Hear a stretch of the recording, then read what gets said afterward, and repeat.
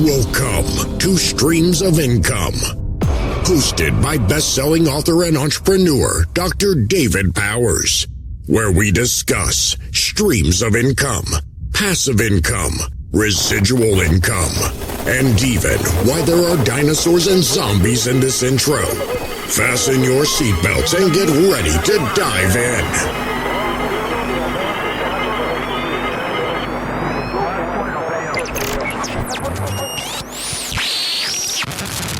Hey everyone, welcome to this episode of the Extreme Personal Finance Show. My name is Chris, and I'm really excited about my guest this week. Dr. David Powers is an adventurer, a philosopher, a pioneer, and lives a life of constant experimentation.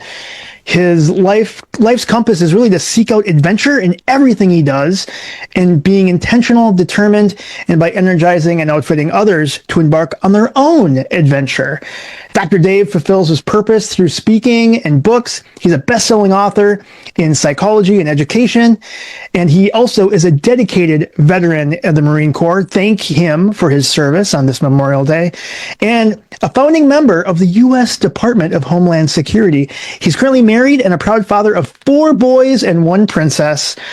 Keeps him busy, and he and his wife homeschool all their children, which is so crazy. His mission in life, like myself, is to find the magical best mug of coffee in the world. Welcome to the show, Dr. Dave. How you doing, man? Man, I've been looking forward to this. I'm doing great. That's awesome. That's awesome.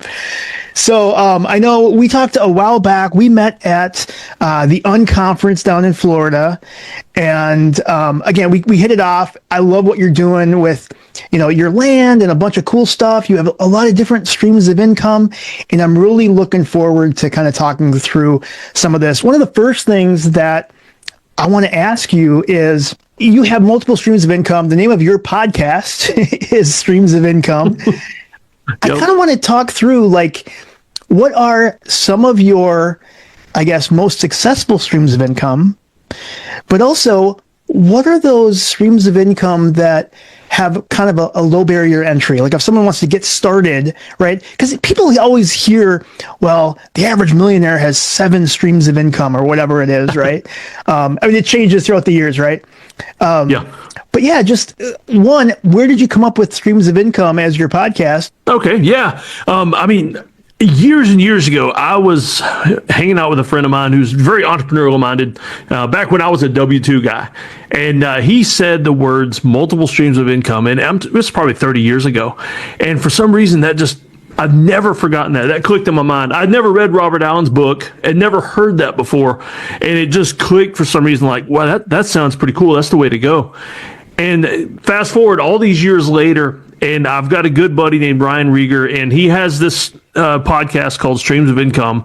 And I felt God calling him to a different area. And so he started a new thing called Unleashed, and he said, I'd been talking to him, and he said, hey, Dave, how would you like to take this over? And it was like everything I had been building and didn't know just merged all of a sudden. And so I took over his entire brand, and it was something I was trying to build on my own anyway, but he gave me a big jump start. And that's what connections are for. Something he was done with and moved on became my brand. I love it. That's awesome. We really to let the cat out of the bag. How many streams of income do you have? I think this goes on and on. Can you count how many you have? No, I'll be honest with you, because what I'm trying to do is, most people see these multiple streams of income and they think, oh my goodness, I've got to do yet another part-time job, yet another side hustle.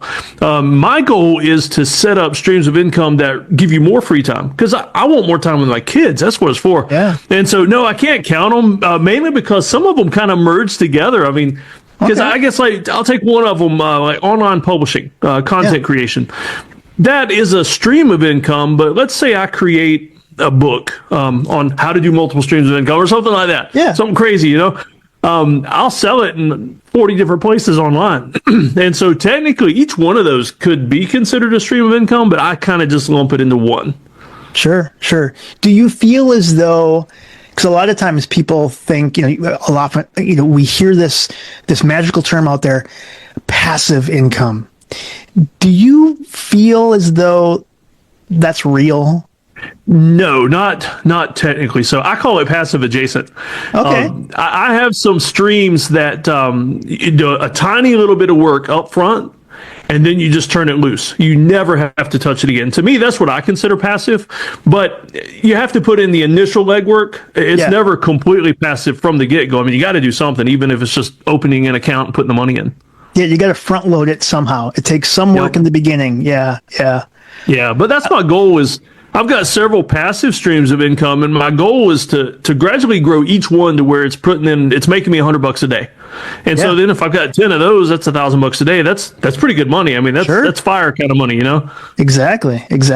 Yeah, there's our like one of the streams of income that I do is I sell on Amazon, and you know, it's fun to think about. Sometimes like I'll be out with my kids, or I'll be at dinner or whatever. I'll be at a movie, and then I get a notification on my watch. It says, "Oh, you just made another sale," or whatever.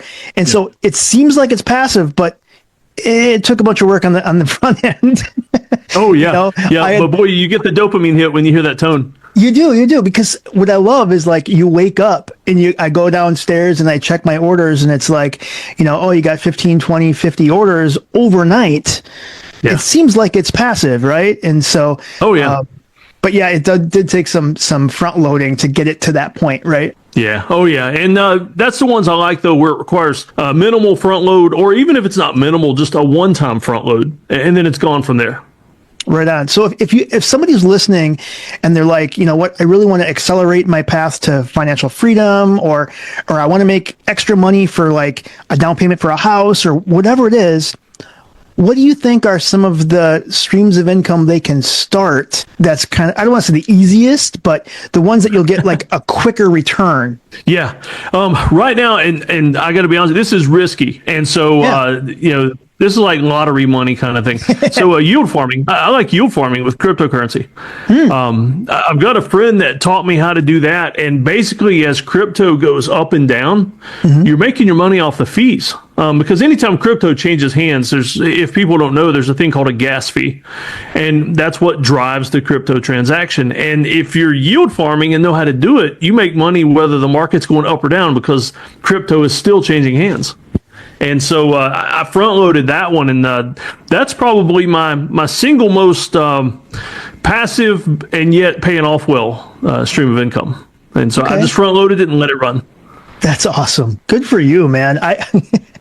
I was one of those where I had a minor, and man, I just couldn't make it. I don't remember how long I even had it running. Probably a year, but it's like I was making like 8 cents a day after paying for power, and it was not worth it. I thought about getting into the miners, and the power is what really shot me, because I'm almost off grid where I live, and like cell phone internet, that kind of thing, and so that would have killed me out here.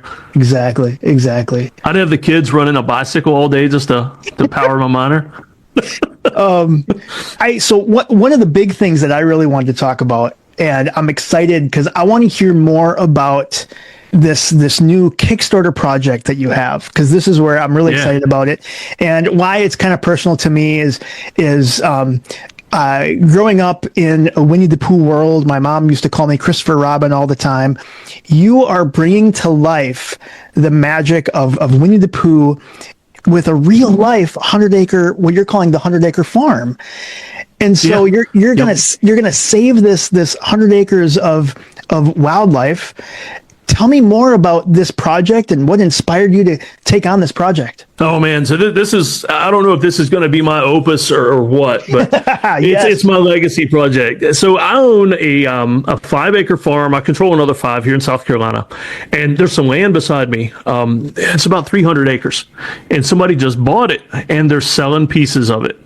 And so what I'm trying to do, there's a very clear marker line where I can clear out 98 acres, add it to mine. So I've got, the 100-acre farm. And I mean, there's bears, coyotes, turkeys, beavers, squirrel. I mean, pretty much any animal that lives in the Southeast U.S. lives in there, except for alligators. They're all down in Florida, thankfully. But I'm trying to save that, because I mean, there's old growth woods in there. There's a stream. I mean, I don't want to see a developer they're going to go in there in all Lorax style, just cut everything down and destroy the forest.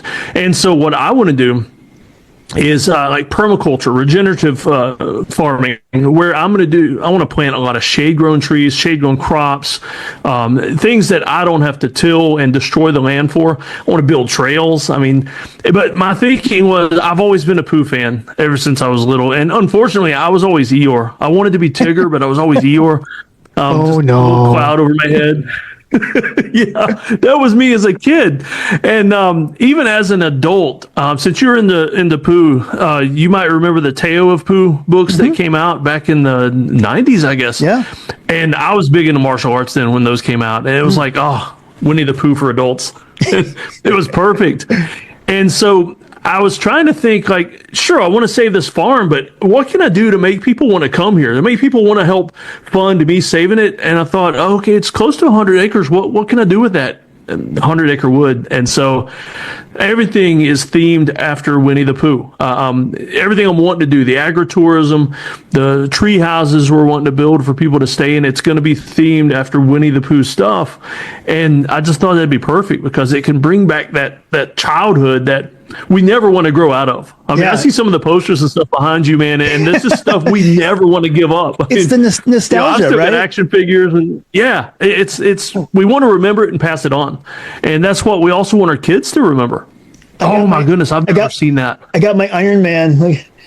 So yeah, like you said, that is awesome. You never outgrow it. No, and I've got Chucky over here behind me.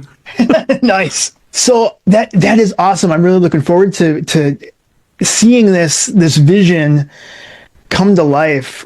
So describe some of the key features, right? You mentioned like the tree houses and stuff. Like, what are some of the key features in this like sanctuary that you're building? Oh man, so there's a stream, and matter of fact, I made a post today of there's tons of old stumps out there that the beavers have chewed on, and so it's a really neat thing beside the stream. And you've got there's lots of drainage areas like seasonal ponds, and so those attract their own types of wildlife. But we've got lots of salamanders here that love places like that, tiny little salamanders that if a developer comes in, things like the birds and the squirrels, they can probably go somewhere else and be okay at some point. But you got small creatures like the salamanders and the black bears. I mean, from the smallest to the biggest, sure, they're not going to be able to just go somewhere. And there's sections of it that are, I mean, like old cedar tree groves, and then you'll move into another section and it's grapevines, just wild grapes growing everywhere. Wow. And me and my kids, we sneak back there because it's a no trespassing zone. But I go back there to walk and pray and dream, you know? Sure. And we found I call it a quartz farm. There's an area where you kick up the pine needles and stuff, and these huge quartz crystals. Wow. And we've brought a few of them back, maybe, but it's amazing though, just the variety in this 100-acre section that it's going to end up. If I can't save it, it's going to end up being just a suburban neighborhood, paved over, and cultivated lawns and houses that all look the same and just boring and dead. Right. How do you envision visitors will kind of like interact with the space? You mentioned like have trails and stuff. What are your thoughts on how the visitors are going to interact with all the things that you're going to build here? So first of all, like the farm I have, we're not a typical farm where it's just all tilled out and monocropped and everything. It's more of an agritourism spot. People come here and camp, and I've got a haunted barn that I let people stay in, that kind of thing. And so to go bigger on the Pooh themed aspect is I want places where not so much a petting zoo, but where people can just come and actually work. Like, you work on a farm, you grow up on a farm, it's like everyday chores. But if you don't grow up with that kind of stuff, people just want to come and try it. Throw on some muck boots and clean out stalls and play with Piglet and all the fun stuff. And we plan on doing farm to table dinners, all kinds of neat stuff. We're not going to eat Piglet. It's somebody else's farm, but I don't want people to think we're eating Piglet. But we're going to do things like that where people can actually come and interact with the farm, and and of course stay there. Lots of short-term rental type things, for everything from tent sites to glamping, to tree houses, and that's in the long range plan. Yeah. But I want people to just be able to enjoy the land, almost like a nature preserve, but all themed around Winnie the Pooh. I love it. This is going to be so fun for you. What do you feel as though right now, what do you feel the biggest challenges that you have faced up to now, but then the challenges that you see as you start moving forward? Money is the biggest thing. I mean, this is a project that's so big, it's beyond me. And so it's going to take God working on this, other people helping. And so, I mean, sure, if we all had all the money in the world, it wouldn't be an issue. Right now, though, I am trying to buy it before the developer, because I'm at the tail end of this big piece of property. And so he's already started to develop the front end. And so I've got to get this back section bought before they can work their way back here.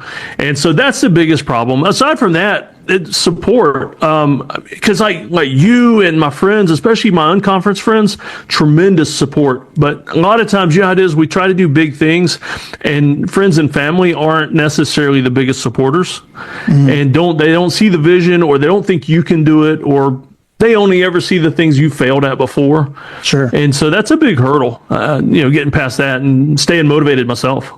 Yeah, I can see that totally. Because sometimes we dream big, man. We take on those big things. So you started this as kind of a community-sourced, crowd-funded Kickstarter project. Tell me a little bit about what the plans are, how much we need to raise, and as well as what some of the perks for some of those early investors, if you will. Yeah. I'm in the pre-launch phase, and so right now, just trying to get people to click on the notify me button, because I'm trying to build some interest before I launch, because it's a tight 30-day window. I didn't want to do a longer window, because I've heard the stats. They say that if you go longer than 30 days, people just lose interest. And so we got a 30-day window to outright buy this piece of property. We're looking at $2.2 million. Ouch. And yeah. And so that's why it's way beyond me financially. And so that's to just buy the property. That's not even to do the trails. I can do that with sweat equity. But to build the barns and everything, that's going to take more. But some of the perks, we're going to be doing a lot of Pooh themed. I got to quit saying Pooh like that. Winnie the Pooh themed stuff. Because people hear, if you see it with the H on the end, you're good. But, that's right. I'm going to do some Winnie the Pooh themed books, special edition books, things like that. I've got farm to table dinners, complimentary stays. And even if people choose to, say they use a stay that comes as a reward, my farm is already up and functional. And so they're going to be able to stay here, and we'll go on the land and walk it and everything anyway. And so, a lot of that's just going to be fun stuff where they can come and actually play a part in developing it, not making them do all the work, but just actually inviting people out and saying, hey, what do you think about this? Or, should we take the trail over to that amazing tree over there so that we can just sit in the shade underneath it, that kind of thing. Right. And one of the things I wanted to do with Winnie the Pooh also was a lot of the Winnie the Pooh stuff is in public domain. And the second it went public domain, somebody started making horror movies. That's right. And Blood and I Honey. watched it because I'm big into horror movies. Yeah, that was it was okay for a cheap horror movie, and it was kind of neat to see the idea of what might happen. But I wanted to keep it more to the traditional Winnie the Pooh, where Christopher Robin got old and went off to college, and the animals didn't go crazy like the horror movie, but they needed some help. Before the developer came in and started tearing everything down. And so that's just what I'm trying to do. I love it, man. I feel as though that there's so much opportunity to get the help that you need. I would think that you could do press releases, get it out to news organizations, get it out to local news. If you start getting the word out traditional media wise, man, I'm thinking you could try to get this, get the funding you need, man. Yeah, and that's what I'm hoping. I want a good mix of locals and people from out of town. I would love to make it a destination, but I also want it to be the kind of place where, like today's Memorial Day, where people can just, I got the day off. Let's go visit the 100-acre farm and just spend the day there. It'd be amazing. Just imagine, I think you could get people from all over the world to travel to a real life 100-acre wood. This is going to be something so cool. I'm envisioning, you have these tree houses and the signs are all written with backward letters and stuff. You know what I mean? Yep. I'm looking forward to, I'm going to visit once it's done. Right. Yeah. So, that's going to be so cool. I mean, I'm the kind of guy that would travel to a place like this because I'm big on destination stuff. Like, absolutely. Well, Sonoya, Georgia, where they filmed a lot of The Walking Dead. Yeah. I've been there a couple times with different kids to see some of the filming sites and just walk around. And I want people to feel that way here. That's awesome. Do you feel as though if you like, I could see like once you kind of establish this, like let's say we move forward and you're able to secure this land, you start the development, I can see this serving as a model for similar projects elsewhere. Oh. You know what I mean? Yeah, that would be amazing. To prove that this is something that can be done, right? Oh, yeah. And I see stuff like that, too, as the multiple streams of income. I mean, this entire process I'm documenting, and like as far as it serving like a model, that maybe one day there's even a course where I wouldn't even have to sell it, but give it away to help people rescue similar places and turn them into places that are magical still. Dude, I love how you phrased that. You're going to rescue this place. I love it. Yeah. I'm rescuing the woods and saving the animals. Yeah, you are. Absolutely. Dude, that's awesome. Yeah, that's so and cool. Part of the process too. I mean, you get old farmland like this. I was back there walking the other day, and there's a section where you can't see it until it's too late. But lots of barbed wire just strung out, just old barbed wire from old fences, and that stuff's dangerous. I mean, for the animals, for people, and there's even an old meth lab back there that the police raided years ago. And you can tell it looks like an old kid's fort, except there's some cooking materials and things there. That part of it is going back there and making the land safe again. So in other words, I guess when Christopher Robin left, some of the meth cooks came in, and I got to help fix that too. That's right. That's right. So I like the fact, like I was looking at your at the Kickstarter earlier, and you mentioned you'll have like organic market gardens, the sustainable like gardening and farms, but also classrooms and stuff. And I could see where you could have a popular field trip destination for kids, really to learn about the land, learn about sustainable farming, learn about just all the animals that are out there. I mean, it's all over right now here where we are in Minnesota, the whole building like bee highways and like butterfly gardens and like pollinator sanctuaries. I mean, you plan on having that there too, right? Oh man.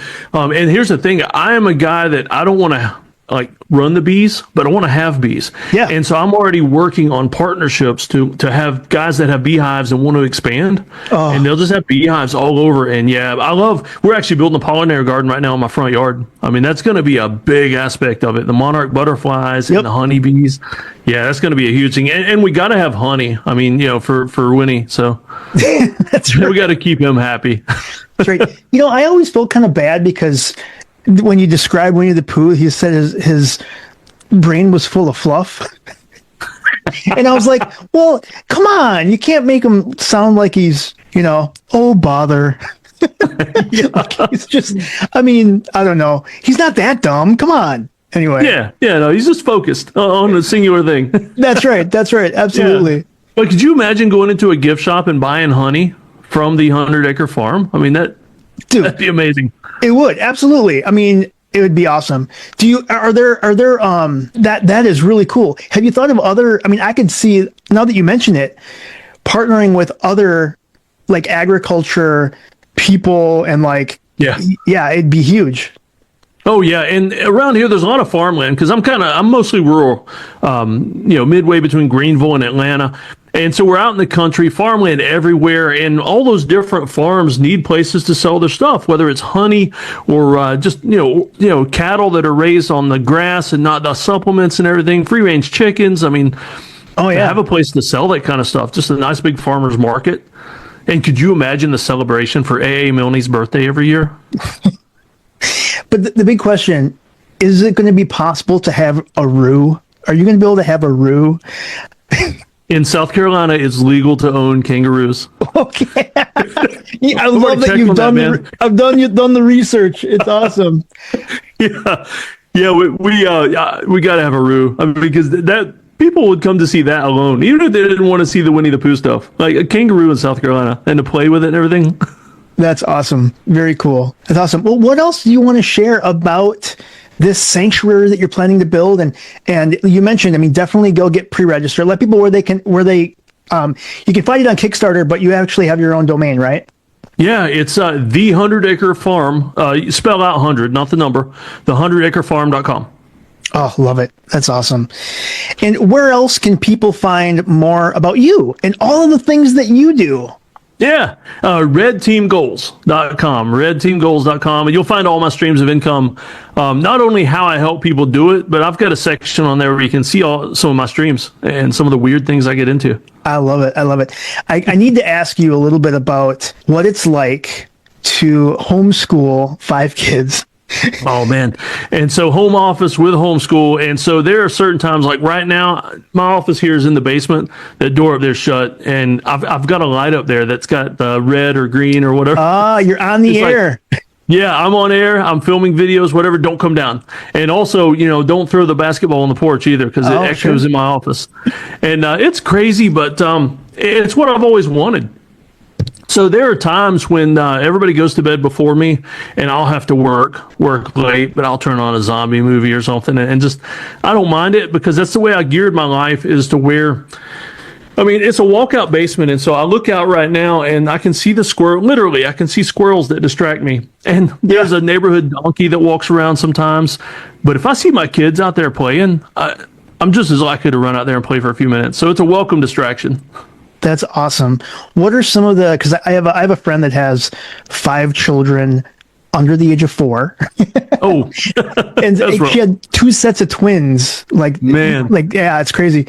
But her plan again is to homeschool. What do you think some of the challenges with homeschool? I mean, I can't imagine trying to work and homeschool and do some of the, I mean, I follow you on social, and like some of the true life skill stuff is just so amazing that you're teaching your kids. Yeah. It's wonderful. So just share a little bit about like, what are the challenges and some of the benefits for sure. Oh, yeah. The challenge is most people think it's just them associating with other kids, but their peer group is pretty much anybody. I mean, nowhere else in life do you have the same peer group like you do in public school, where it's 30 kids, same age, same everything. Sure. They can go out and talk to adults the same as they do kids. The challenge sometimes is, to be honest with you, they think they're missing out sometimes, because their friends will talk about something fun they did at school. But then when they actually look at it, it's like, okay, I would have to spend 6 hours at school that day for that 5 minutes of fun. And right. So then they see because we've offered to let some of them go to public school and taking them on a tour of a private school even or whatever. And once they see what the kids actually have to do, they're like, wow, so you mean I could go sit in that classroom all day and be bored to death most of the time, or I can stay at home and you can make learning how to play heavy metal on the guitar part of my school? Sure. It's an easy choice, That's awesome. Good for you. I mean, like today, we started out the day doing a Murph. It's Memorial Day workout honoring Lieutenant Murphy, a Navy SEAL that was killed in Afghanistan. And so we started out the day with some physical exercise, tons of pull-ups, squats, everything else. And we watched some Memorial Day movies on Netflix. Yeah. And they got the rest of the day off now for the holiday. That's awesome. Good for you, man. I commend you, because like I don't know if I had the I had kids that went through COVID, and I was trying to again work and help them go through online school, and I didn't have the patience for it. It was really hard for me. So I commend you and how you and your wife can do that, because it's hard. It's a full-time job all on its own. Absolutely. Yeah, but I mean, I even find ways to monetize that. I'll write books about how we do curriculum, things like that. And so, that's how I make the multiple streams of income just part of everyday life. Dude, I love the fact that you integrate your multiple streams of income into everyday life, because it's not like, man, it's such a smart way to do it. Oh, get this. My daughter, she's 11. And so language arts, we don't do worksheets and stuff or work through a textbook. Most of the language arts they do is hands-on, like, here, write a book review. And so she has actually published 2 books, and they're listed on Amazon. I love it. So as part of her language arts, she also gets a royalty check every month. Because I'll check the stats, it's under my account, and I'll give her cash at the end of the month for her books that sold. And it was a school activity. So it's true passive income for her. That's great. I mean, well, not only do you learn like language arts, but you also start to learn a little bit about business and online sales and all of the things. That's so cool. Because let's be honest, people need to know that stuff moving forward. Like, I mean, that's the future, right? I mean, wow. That's so great. What are the ages of all your kids? Okay, so they're 8, 11, 14, 18, and 21. Yeah, 2 of them are out of the house now. So we went down to 3 in the house right now. Okay. Yeah, I mean, one of them's actually in Nicaragua this week on a mission trip for church. Oh, and, wow. So he's getting some real life experience now. Yeah, totally, for sure. Well, I want to thank you for coming on the Extreme Personal Finance Show. I want to thank you for sharing, again, information about different streams of income. People can go to your site, check stuff out, and remind people again where they can go to learn more about you. redteamgoals.com. And to learn more about the real life 100-acre wood called the 100-acre farm, they can go to the100acrefarm.com. Yep. That'll put them in touch with the Kickstarter and then get some more info and get excited about it. Awesome. I really do encourage everyone to sign up to get notified. When do you think that it's actually going to go live? Do you know? I'm probably going to go about another month because I'm actually filming a movie here on my farm in a couple weeks. Or somebody else is filming it, but I'm going to be in it and they're using part of my farm. So wow.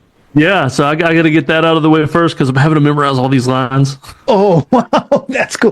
Dude, that's something I could never do, man. Like, I don't know how people memorize stuff like that. That's so crazy. Yeah, it's going to be fun, though. It's called The Woods, and it's going to be on Amazon Prime, probably post-production and all that, probably in about a year. I love it. That's so great. Well, Dr. Dave, I really appreciate you coming on the show. I want to thank everyone else for listening. Thank you so much. Go like, subscribe, and follow wherever you get your podcasts and on YouTube. And we will see you next time on the Extreme Personal Finance Shows.